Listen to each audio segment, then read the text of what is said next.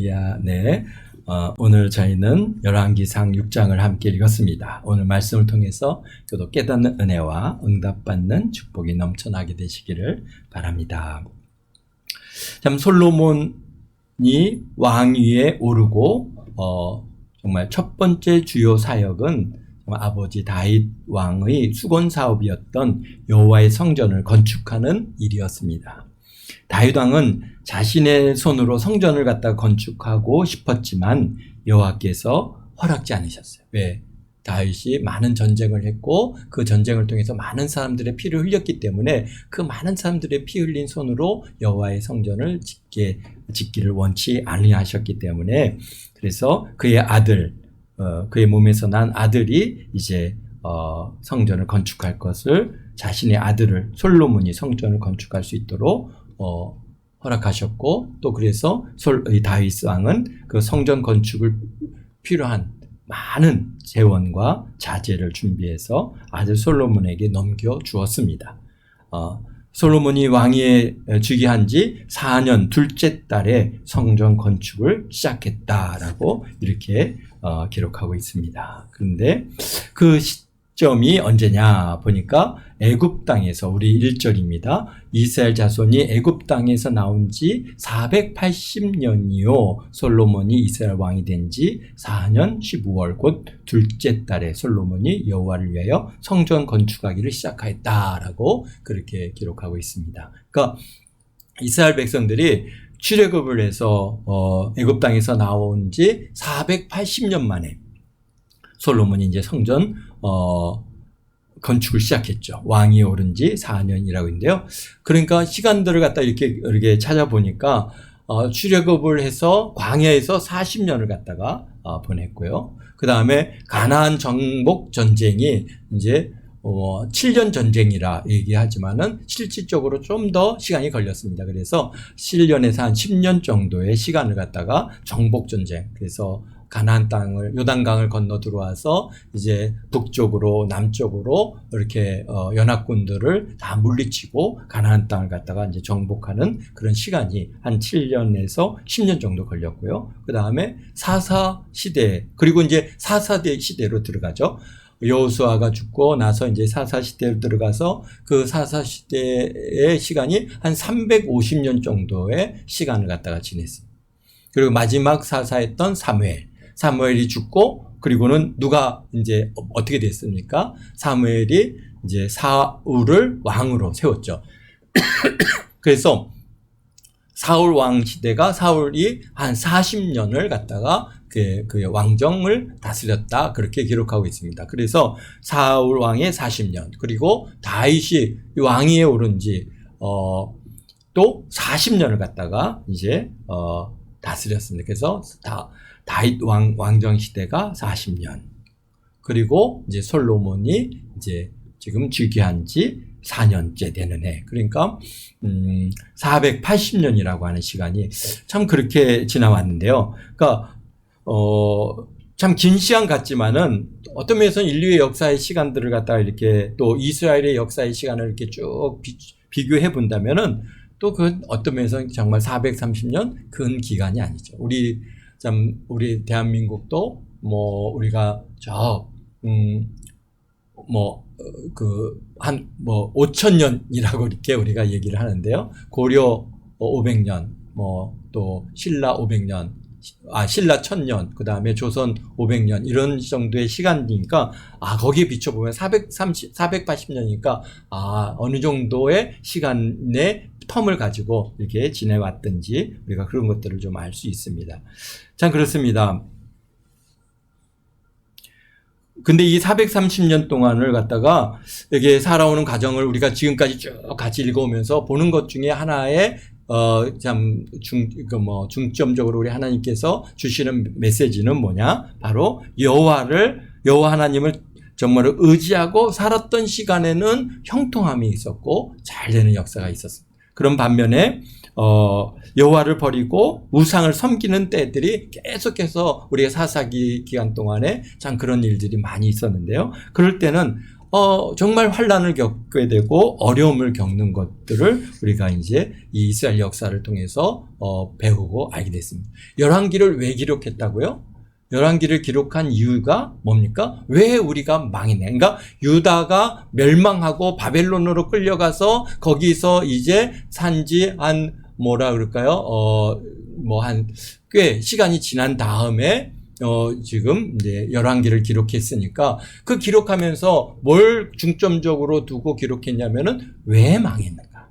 왜 우리가 이 정말 남유다 또 북이스라엘 자, 하나님께서 택하신 나라 아닙니까? 하나님께서 여호와 하나님께서 정말 택하시고 그들을 출애굽을 시켜주셨고 그리고 나라를 세워주셨고 그리고 정말 하나님께서 전적으로 간섭해 주시고 함께 해 주셨던 그 이스라엘이라고 하는 나라가 멸망해서 이게 바벨론으로 끌려가서 거기서 노예로 생활하는 그런 처참한 삶을 갖다가 살아야 했던 그 이 이스라엘 사람들이 왜 우리가 망했느냐?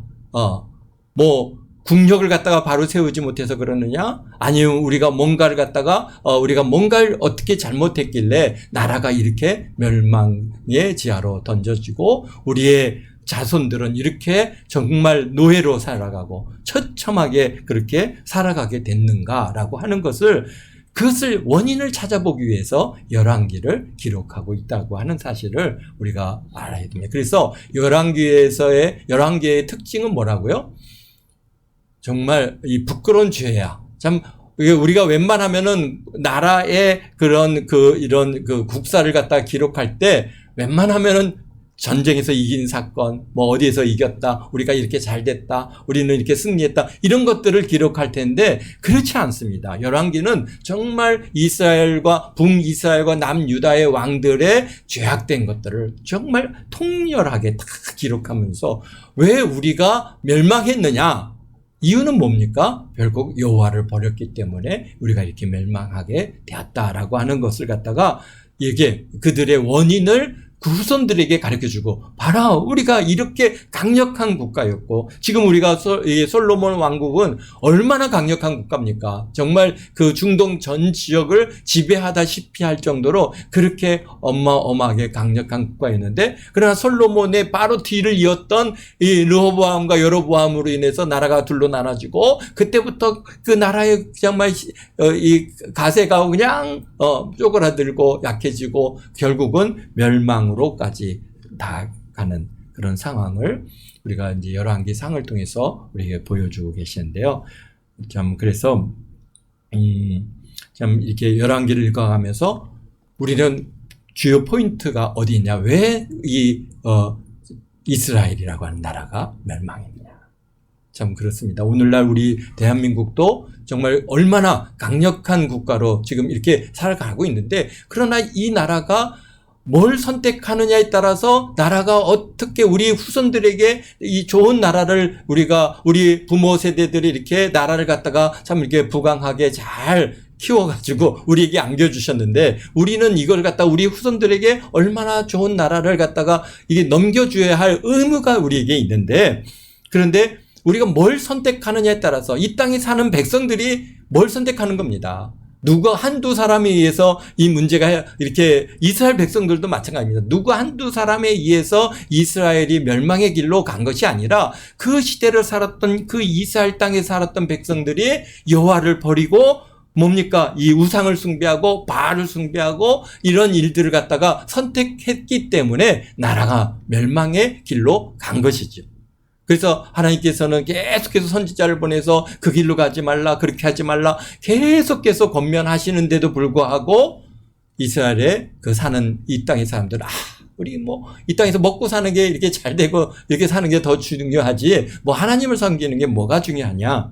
그렇게 해서 여호와 하나님을 버리고 그들의 정말 그릇된 길로 갔더니 그냥 나라가 멸망하더라고요. 하루아침에 멸망하는 것도 아닙니다.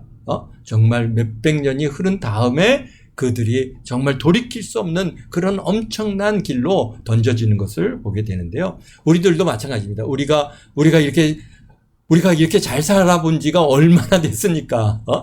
그렇지 않습니까? 우리가 세계가 정말 신기해하는 것들이 대한민국에 신기한 것들이 정말 53년도에 대한민국에 왔던 많은 사람들이 무슨 얘기냐면 이 나라는 도저히 앞으로 가망성이 없다.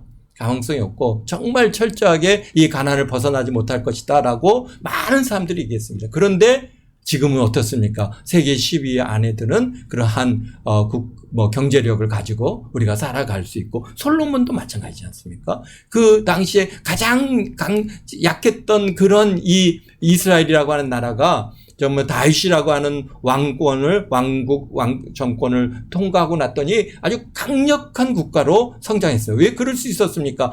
다윗은 오직 여호와의 말씀대로 그 하나님의 뜻을 쫓아서 살아갈 때 하나님께서 형통함을 주셨기 때문에 그것이 가능했죠. 우리 대한민국도 아주 비슷한 면을 갖고 있어요. 왜요? 우리 대한민국도 지난 정말 80년 동안 오직 찬양, 오직 예수님, 오직 하나님, 이 땅에 방방곳곳에 교회가 안 세워진 것이 없었고 정말 이 방방곳곳에 예배가 끊이지 않고 하나님을 찬양하고 이런 나라가 어디 있습니까? 외국에서 그래서 제가 80년도 때 이제 외국의 사람들이 한국에 이제 김포공항 그때는 이제 인천공항이 없었을 때니까 김포공항에 쫙 비행기를 타고 내려오는데 밤에 이렇게 보면은 온 세상이 빨간불으로 다 이게 불이 켜 있으니까 아니 저 빨간 불이 뭡니까? 그랬더니 다 교회다. 그러니까 사람들이 다 놀래지. 야, 이 대한민국에 어떻게 이렇게 교회가 많이? 그런데 그 80년대를 통과하면서 하나님께서 얼마나 복을 주셨습니까? 이게 뭐 우리가 잘해서입니까? 우리의 앞섰던 선배님들은 다 그분 잘못 살았습니까? 아닙니다. 그분들도 우리와 동일한 성정을 갖고 있고 지혜를 갖고 있고 능력을 갖고 있었던 분입니다. 그렇지만은 하나님께서 함께 해주시지 않으니까 이 정말 얼마나 가난했고 얼마나 우리가 1900년도 1800년도 후반부의 그런 이제 대한민국의 그러니까 조선 후기죠. 조선 말기에 이 사진들이 이제 이렇게 여러분들이 이렇게 인터넷이나 이런 데 찾아보면은 이제 사진들이 오는데 얼마나 가난하게 살았는데 또 얼마나 이 산들이 다 벌거숭이 산이고 정말 지금 북한의 모습과 우리 지금 남한의 모습이 전혀 차이가 없을 정도로 그렇게 정말 벌판이고 정말 산에는 나무들이 하나도 없고 그런 사진들을 우리 여러분들이 보게 될 텐데요. 그런데 오늘 정말 몇십 년 만에 이렇게 우리가 잘 살 수 있는 이것은 물론 우리의 선배들의 또 우리 부모님 때에 열심히 있었고 열정이 있었지만 그런 하나님의 도우심이 없었으면은 우리는 안 되는 거예요. 그러니까 전 세계에서 가장 가난한 나라에서 또 10위권 정말 선진국으로 올라섰던 유일한 나라가 대한민국 아닙니까? 우리가 머리가 좋아서 그랬습니까? 우리는 육체가 강력해서 그랬습니까? 아닙니다. 실질적으로 물론 우리 선배, 우리 부모님 때 엄청나게 열심히 노력을 했지만은 그러나 거기에 그분들의 심령에 뭐가 있어요? 하나님을 예배하고 하나님을 모이면은 예배하고 모이면은 흩어지면 열심히 일하고 그런 일들이 우리 대한민국을 오늘 이렇게까지 이렇게 성장시켜 주 하나님께서 함께 해 주셨기 때문에 하나님을 예배하고 하나님을 찾는 나라는 하나님께서 잘 되게 해 주시는 줄을 믿습니다. 참 이스라엘의 역사를 통해서 우리가 그거를 배우는 겁니다. 그래서 우리가 오늘 우리 대한민국의 역사를 사람들은 여기저기에서 찾고자 합니다. 그렇지만은 중요한 포인트는 하나님께서 함께 해주셨기 때문에 가능한 일이었다는 겁니다. 이 땅의 다른 나라들은 그렇게 안 했습니까? 열심히 그들은 안 살았습니까? 그들은 지혜가 없었습니까? 우리 중국 보십시오. 얼마나 저들이 열정을 가지고 열심히 일을 합니까? 그러나 올라가려도 올라가다 보면 꺾어지고 올라가려면 꺾어지고 계속 꺾어지는 일들이 그렇게 나타나는 일은 무엇 때문에 차이겠습니까? 그들이 하나님을 갖다 예배할 때 중국의 하나님을 예배할 때는요. 정말 우리가 80년도, 90년도 많은 선교사님들 들어가서 정말 중국 방방곡곡에 교회를 세우고 예배를 갖다가 드릴 때는 정말 중국이 막 어마어마하게 성장했습니다. 정말 세상에 저렇게 성장해도 되는가 할 정도로 10%, 10몇 %씩 국가가 이렇게 성장을 했는데 그런데 교회를 치기 시작하죠. 교회를 핍박하기 시작. 그러면서 그들이 어떻게 합니까? 그 나라가 꺾어지는 것들을 이렇게 지켜보고 있지 않습니까? 그렇습니다. 그러니까 그런 것들을 우리가 보면서 참, 우리가 지금 이 열왕기를 통해서 배우는 것은 바로 그겁니다. 하나님께서 함께 해주시면 이 땅에 사는 백성들이 하나님을 찾고 하나님의 뜻대로 살려고 노력하고 하나님 앞에 영광을 돌리면은 하나님께서 잘 되게 해주시는 겁니다. 오늘 솔로몬 인도가 얼마나 잘 되겠습니까? 그러나 솔로몬이 후반부에 가서 하나님을 버리고 우상을 숭배하고 그릇된 길로 가니까 그 다음에 나라가 완전히 그냥 엉망으로, 정말 가난으로 완전히 나라가 기세가 꺾이고 그 모든 나라들이 우습게 여기고 오히려 그래서 막 주변 나라들이 공격해 들어오고 전쟁을 침략해 들어오는 그런 형편으로 던져지는 것들을 봅니다. 그러나 이 다윗의 왕과 솔로몬 왕의 초기 기간 동안에는 가히 주변 나라가 다 조응을 바쳤지 어디 함부로 침략해 온다는 거 상상도 못한 일이에요. 왜? 나라가 강력했어요? 물론 나라가 강력한 면도 있겠죠. 그러나 여호와 하나님께서 함께 해주셨기 때문에 주변 나라의 마음을 이렇게 짓눌러 버린 두려운 마음을 갖게 해 주셨기 때문에 가능한 일입니다. 오늘 그런데 이렇게 정말 이 솔로몬이 처음부터 그가 최선을 다해서 드린 것이 뭐냐? 바로 성전 건축이랍니다. 그래서 광야 생활 중에 이제 우리 보면은 480년간 여호와의 언약궤는 성막에 놓여 있었습니다. 광야 생활 중에 정말 재료로 충분하지 않은 그거는 열악한 환경에서 만들어진 그런 장막. 그걸 갖다가 480년을 지났으니 아무리 잘 관리한다 해도 덮개로 쓰였던 가죽이나 또는 천들이 낡아지고 퇴색되고 널판지는 아마 부식되고 많은 변화를 겪었을 것입니다. 이것을 본 다윗은 성전을 지어서 여호와의 언약궤와 여호와의 임재를 항상 모시고자 하는 그런 다윗의 신앙심의 결정체가 바로 성전이었습니다. 그래서 어떻게 합니까? 여호와 하나님과의 동행이죠. 근데 이제 성전을 갖다가 솔로몬이 이제 성전을 짓는데 2절에 보니까 2절부터 10절까지 성전의 규모를 갖다가 또 구조를 이렇게 기록하고 있는데요. 성전의 본체의 규모는 보니까 길이가 60큐빅이고 너비가 20큐빅이고 높이가 30큐빅이다. 그래서 1큐빅은 0.45m입니다. 그러니까 45cm 정도 되는 거죠. 1큐빅이요. 그러니까 길이가 27m고 높이는 9m고 너비는 9m고 높이는 13.5m입니다. 어때요? 그러니까 이 건물 그러니까 요즘 층고로 보면은 3m로 본다면 결국 한 4층 정도 되는 건물이고요.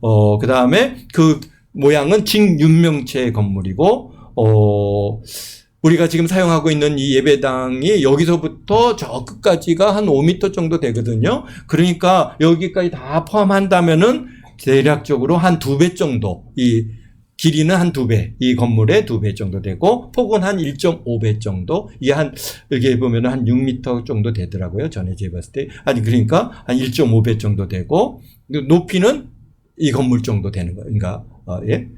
그러니까 뭐 그렇게 큰 건물이 아닙니다. 이게 여호와의 성전인데 그러니까 요즘 건물에 비교한다면은 그리 크지 않은 규모이지만 참 우리 3000년 전에 지은 건물로서는 그래도 나름 규모 있게 지었다고 볼 수 있겠죠. 그렇지만은 뭐 그때는 그보다 더 큰 건물이 없었느냐? 아닙니다.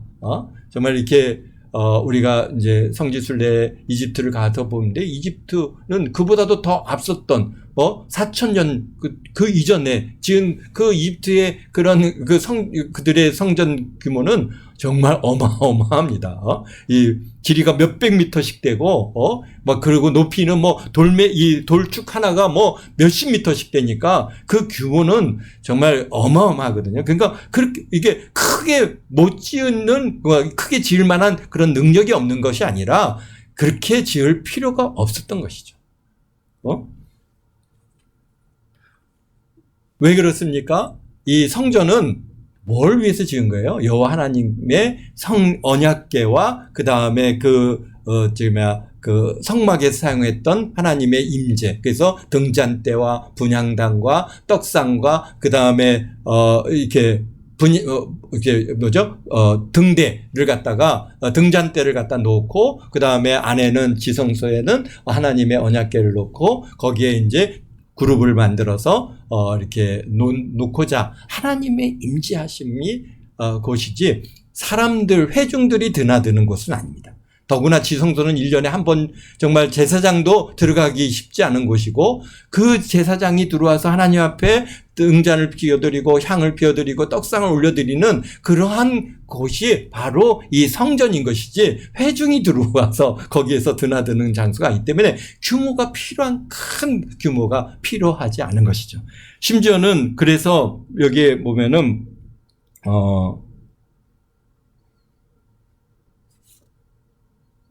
그렇죠. 네. 우리 왕상, 지금 우리 열왕기상 8장, 17절에 이 성전에 대해서 분명하게 우리 솔로몬이 이제 성전을 완성을 하고 하나님 앞에 이제 기도하는 기도문인데요. 그 중에 27절에 보면 이렇게 말합니다. 하나님이 참으로 땅에 거하실까? 하늘과 하늘들의 하늘이라도 주를 용납하지 못하겠거든 함이며 내가 건축한 이 성전이오리까? 그렇습니다. 하나님께서는 어떤 분이십니까? 정말 우리가 하나님은 참 하나님이시고 천지를 창조하신 하나님이시고 이 우주 만물을 갖다가 주관하시는 우리 하나님. 우리 시브리서를 통해서 우리가 그런 것들을 계속 나누고 있는데요. 그런 하나님께서 사실 우리가 뭐 크게 하나님을 막 그냥 드러내 보려고 큰 건물로 갖다가 지은들 그것이 하나님을 대변할 수 있는 것이 아니죠. 그러니까 참 신인 하나님이시기 때문에 하나님의 임재가 필요한 그런 정말 적당한 규모의 그런 성전이 필요한 것이지. 그러나 세상 사람들은 막 성전, 그들이 신전을 보면은 어마어마하게 크게 짓지 않습니까? 왜? 뭔가 보여줄 필요가 있는 것이죠. 우리가 이렇게 대단한 신을 갖다가 우리가 섬기고 있다. 그런데 여호와 하나님은 그럴 필요가 없습니다. 왜요? 하나님께서는 참 하나님이시고 우리에게 뭘 이렇게 그분을 갖다가 드러내 보이려고 할 필요도 없는 것이죠. 정말 우리가 이렇게 우리 동안교회에 이렇게 모여서 우리가 함께 예배하는 이 공간이 얼마나 아름다운 것인지, 우리가 사람들이 볼 때 이곳에 와 건물을 보고 들어온다면은 그것이 물론 건물이 크고 아름다우면 좋겠지만은 건물을 자랑하고 건물을 보고 와 이렇게 하면서 들어오는 그런 신앙은 그렇게 중요하지 않습니다. 사실은 우리가 이렇게 비록 정말 자그마하지만은 이곳에 주님께서 임재하고 계시지 않습니까? 우리 예배를 기뻐 받으시지 않습니까? 또 여러분은 다 개개인이 하나님이 거하시는 성전들 아니십니까? 그렇기 때문에 우리에게 있어서 규모가 커야 물론 사람 볼 때 좋긴 하겠지만은, 그러나 하나님께서는 그것이 하나님의 발등상도 못한 것이죠. 아무것도 아닌 것인데 우리는 사람들은 그걸 대단한 게 보이려고 노력하지만은, 그러나 솔로몬은 그렇지 않은 것이죠. 이게 큰 건물이 아니라 정말 하나님께서 임재하시는 그런 거룩한 곳으로 만들고자 그렇게 노력했던. 그렇기 때문에 성전을 갖다가 그렇게 큰 규모로 그렇게 짓지 않아도 됐던. 그런데 나중에 신앙이 이제 흩어지잖아요. 나중에 오직 여호와 하나님에 대한 열정과 신앙이 이제 점점 약해지면서 뭘 사람들이 추구하기 시작해요? 외모로 보여주는 성전을 요구하죠. 그래서 헤롯 왕 때, 예수님 당시에 헤롯 왕 때는 그는 사실 신앙인이 아니었습니다. 사람들, 유대인들의 마음을 사고자 해서 성전을 지었어요. 그러니까 성전의 규모가 어마어마하게 커졌어요. 그래서 우리가 어디입니까? 지금 이스라엘에 우리가 통곡의 벽이라고 하는 곳을 여러분들이 기회가 있으면 가볼 텐데, 그 통곡벽 한쪽 벽면인데도 그 벽면이 어마어마하게 큰 그런 벽을 갖다 이룰 수 있게 그렇게, 그러니까 사람들이 볼 때는 와 성전 보고 그 벽만 보고도 와 이렇게 얘기를 하지 않습니까?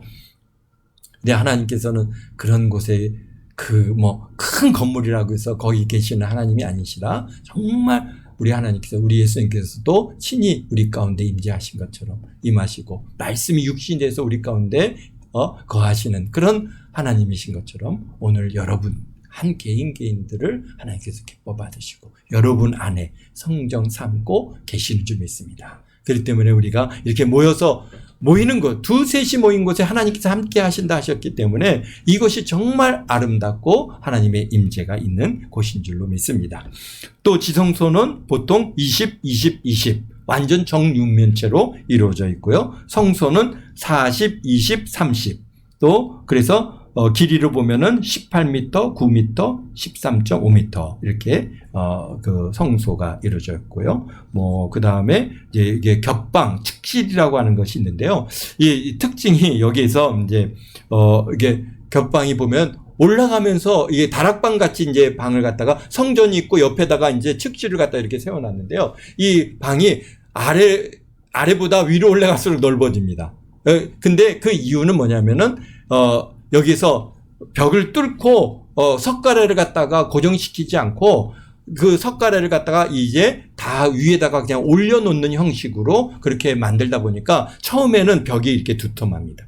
그래서 이제 석가래를 올려놓고 또 2층 벽은 좀 얇아졌죠. 그래서 공간이 생긴 데다가 석가래를 올려놓고 또 위로 올라가면 또 얇아져서 또 위에 여유 공간에 석가래를 올려서 거기서 널판지를 깔고 그렇게 이제 이렇게 다락방을 만들었기 때문에 예, 올라가면 올라갈수록 점점 넓어지는. 그래서 1층은 5큐빅이고 2층은 6큐빅이고 또 3층은 7큐빅으로 점점 방은 넓어졌지만 실질적으로 뭐 건물을 갖다가 바깥으로 이렇게 높여 세운 게 아니라 벽의 사이즈가 점점 얇아지면서 거기에 계단식으로 이렇게 뭐랄까요? 석가래를 올려놓을 수 있는 구조로 만들어져 있다라고 이렇게 봅니다. 그래서 여기서 본 것처럼 여기 7절에 이 성전을 건축할 때 돌을 그 뜨는 곳에서 다듬고 가져다가 건축하였으므로 건축하는 동안에 성전 속에서는 방망이나 도끼나 모든 철 연장 소리가 들리지 아니하였더라.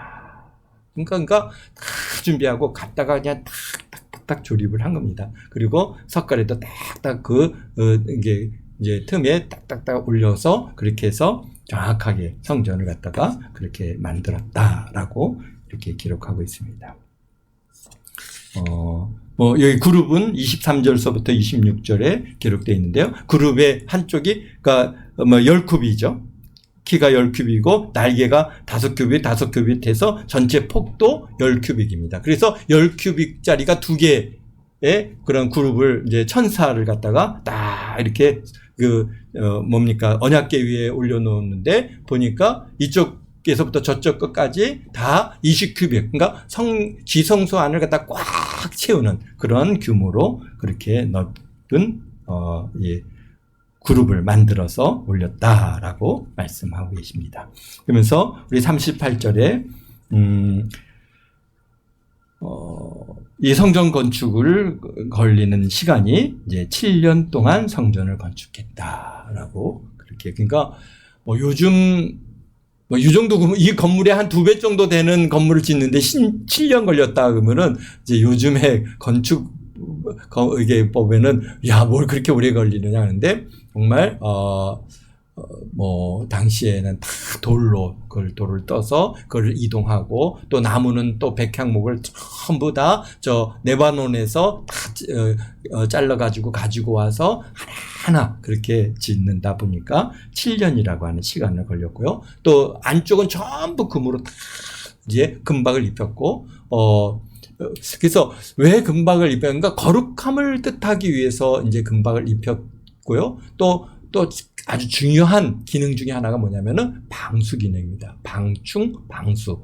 이게 백향목이 워낙에 이제 이렇게 벌레도 잘 먹지 않고 이런 수분에도 굉장히 강력한 좋은 그러한 이게 건축 자재이긴 하지만은 그러나 그것을 다 금박으로 입힘으로 인해서 외부로부터 들어오는 습기나 이런 것들을 완전히 차단할 수 있는, 그래서 성전을 갖다가 잘 오랫동안 보존할 수 있는 그런 장점들이 있었겠다, 이런 생각을 갖다가 가져봤습니다. 그러니까 물론 금이 가지고 있는 여러 가지 그런 의미도 있지만은 그러나 금박을 잘 입힌 이유 중에 하나는 뭐냐면 오래 보존하기 위해서. 금만큼 변질되지 않는 그런 물질이 이 땅에 없습니다. 다 가장 안정적이고 가장 오랫동안 변질되지 않는 것이기 때문에 그래서 금박으로 잘 입혔다라고 이제 기록하고 있습니다.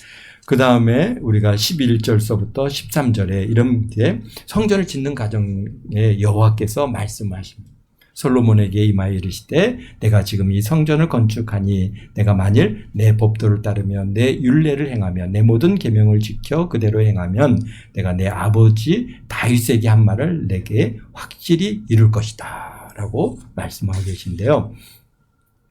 예, 다윗에게 무슨 말씀을 하셨어요? 바로 사무엘하 7장에 바로 이제 다윗이 성전을 짓고자 할 때 하나님께서 그것을 너무 기뻐하셨어요. 그래서 그 사무엘하 7장 16절에는 내 집과 내 나라가 내 앞에 영원히 보존되고 내 왕위가 영원히 견고하리라. 또 14절에는 나는 그에게 아버지가 되고 그는 내 아들이 되리라. 그래서 마치 그 이제 뭡니까 다윗의 아들 이 성전을 지을 솔로몬을 마치 내 아들 부자 관계로 그렇게 관계 확립까지도 말씀해 주셨는데 그 모든 것들을 이루어 주겠다. 그런데 그냥 주시는 게 아니잖아요. 뭔가 항상 하나님께서는 뭔가 이 앞에 여러 가지 조건들이 있습니다. 그 조건이 오늘 보니까 만일 내 법도를 따르며 내 율례를 행하며 내 모든 계명을 지켜 그대로 행하면 내가 내 아버지 다윗에게 하신 말을 내게 확실히 이룰 것이요 내가 또한 이스라엘 자손 가운데 거하며 내 백성 이스라엘을 버리지 아니하리라 하셨더라. 바로 이게 키포인트입니다. 그러니까 우리가 하나님을 갖다가 이 이스라엘 백성들이 하나님의 율례를 따르고 계명을 지키고 그다음에 그 하나님의 법도를 따라 살고 하나님의 뜻을 쫓아갈 때는 참 이스라엘은 나라가 형통했습니다.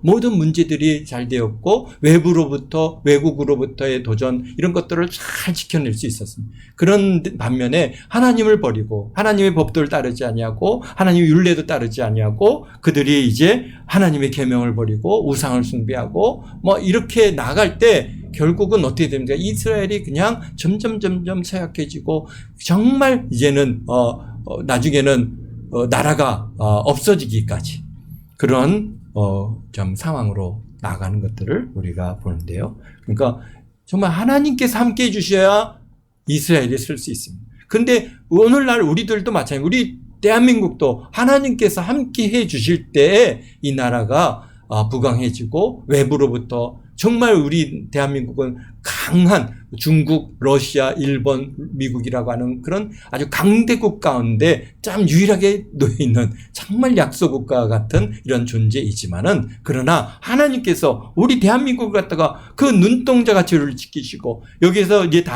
솔로몬이 기도합니다. 이 성전에 하나님의 눈을 두시고 하나님의 귀를 두시고 그래서 이곳에 와서 기도하는 자의 기도를 들어주시고 그것을 이 간구하는 것들을 응답해 달라고 그렇게 기도하는 그 기도처럼 하나님의 마음이 하나님의 눈이 하나님의 귀가 이 대한민국에 함께하는 가운데 있으면은 형통함을 얻는 것입니다. 우리가 생각할 때 이게 뭐 우리가 잘 먹고 잘 살고 우리가 열심히 돈 벌고 뭐 열심히 뭐 무역하고 뭐 국가를 강력하게 만들면은 우리가 잘 살 수 있을 것 같은데 그런데 이 안에 사는 이 백성들의 마음이 하나님을 떠나면은 그러면은 나라에 뭡니까? 바르게 세워지지 못하는 나라가 이상한 길로 가는 것이죠. 그렇게 되면은 어떡합니까? 부정부패가 심각해지고 그 다음에 엉뚱한 그런 법들을 만들고 또 엉뚱한 일을 갖다가 세우는데도 불구하고 백성들이 야 이렇게 하면 안 된다 그렇게 얘기하지 않고 오 잘했다 이렇게 하니 그러니 이나라가 바로 세워갈 수가 없게 되는 것이죠.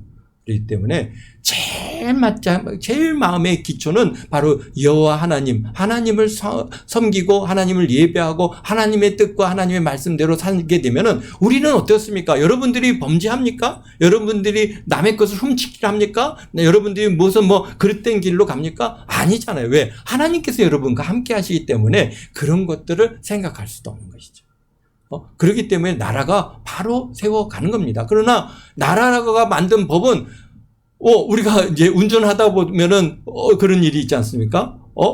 이게 나라의 법을 갖다 어기면서 갈 수 있어요. 그런데 나중에 경찰이 와서 왜 이렇게 저게 그 교통법을 어겼습니까? 그러면은 당신이 없어서